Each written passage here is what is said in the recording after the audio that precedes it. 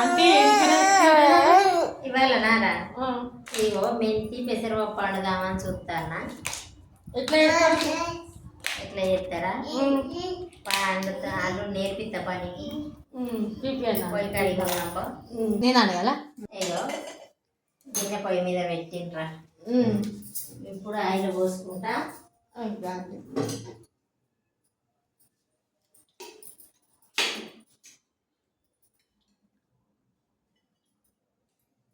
రెండు పావులు పోస్తానా ఆయిల్,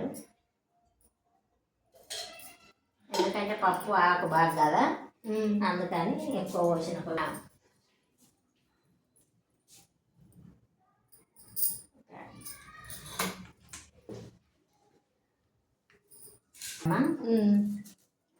ఉల్లిగడ్డ కడి చేసి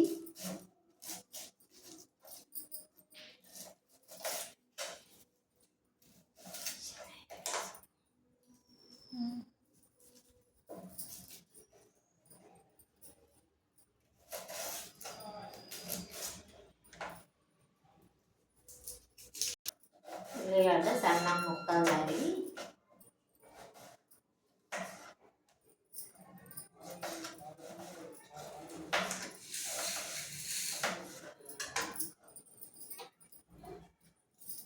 ఆవాలు జీలకర్ర వేయరా? అంటే ఆవాలు జీలకర్ర వేయరా? మెంతి పప్పుకు ఆవాలు జీలకర్ర వేయ.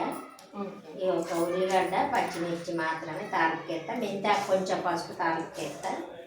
నూనె కాగాలి. నూనె కాగినాక రెండు మిర్చి కట్ చేసిన, ఒక ఉల్లిగడ్డ రెండు మిర్చి. నూనె కాగింది. ఇప్పుడు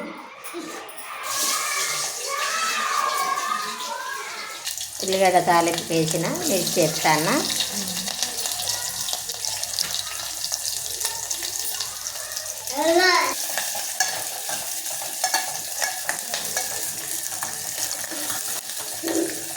గోల్డ్ కలర్ వచ్చేదాకా కలపాలిగా.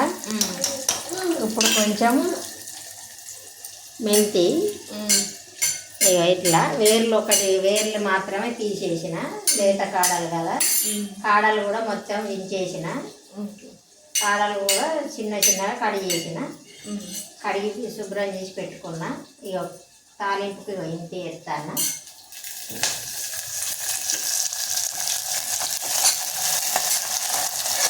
ఇప్పుడు మనం వేసిన తాలింపుదే మంచి స్మెల్ వస్తుంది. పప్పు టేస్ట్ ఉండటానికి కారణం మనం ఫస్ట్ తాలింపు వేసేదాన్ని బట్టే కూరలు టేస్ట్ ఉంటాయి కదా. ఎప్పుడు కానీ తాలింపే మంచిగా ఉండాలి. ఏ కూర అన్నాడు నువ్వు, తాలింపు మంచిగా ఉండాలి.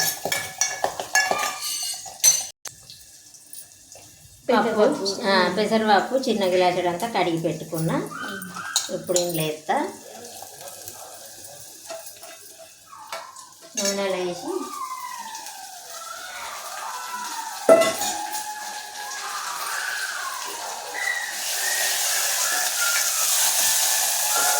కొద్దిసేపు కలపాలిరా. నూనెలో వేసి కలపాలి.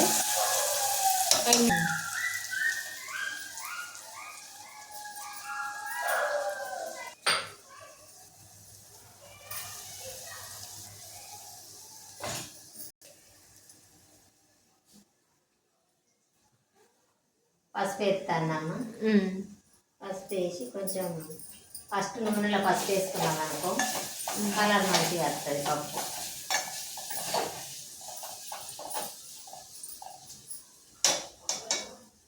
కలర్ చూడొచ్చు.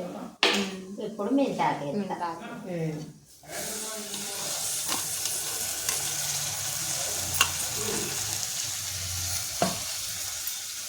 మెంతాకు వేసి మళ్ళీ మెంతాకు కూడా కొద్దిసేపు కలిపి సిమ్లో పెట్టి మూత పెడతా. వాటర్ వేయాలా? అంటే వాటర్ తర్వాత పోతారా? ఇప్పుడే పోయా. ఇంకా పచ్చిమిర్చి అవి నూనె నొక్కుతాను. తాపకొకటి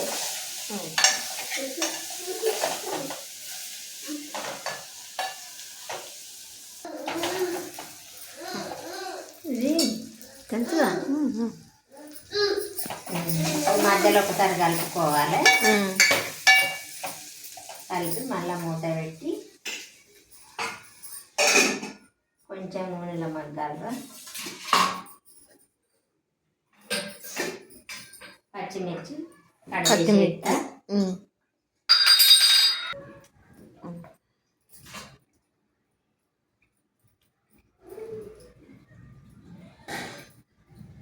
ఇవి కారం లేవు అమ్మ, ఎక్కువ కారం లేవు, అందుకని కొంచెం కారం పొడి కూడా ఎత్తా. ఇవి పచ్చిమిర్చి వేసినాక మళ్ళీ కారం వేస్తారా? కారం తినని వాళ్ళకు, తక్కువ కారం తినేటోళ్ళు ఉంటారు కదా కొంతమంది, వాళ్ళు ఇవి సరిపోతాయి. ఇక మేము కొంచెం కారం తింటాం కాబట్టి కొంచెం కారం పొడి వేస్తా. ఓకే.